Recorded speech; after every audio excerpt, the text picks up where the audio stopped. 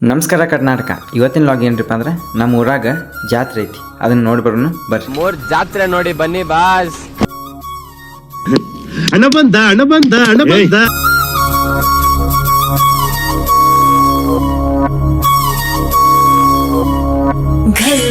ಕ್ರಮ ಸಂಖ್ಯೆ 3 ಸಾಯಂಕಾಲ 100. ಅಣ್ಣ ನಮ್ಮನ್ನು ಹೊಡಿಬೇಡಿ ಅಣ್ಣ, ಬಿಟ್ಬಿಡಿ ಅಣ್ಣ. ಗೆಜ್ಜೆ ಘಲ್ಲು ಘಲ್ಲೆನು ತಾವ್ ಗೆಜ್ಜೆ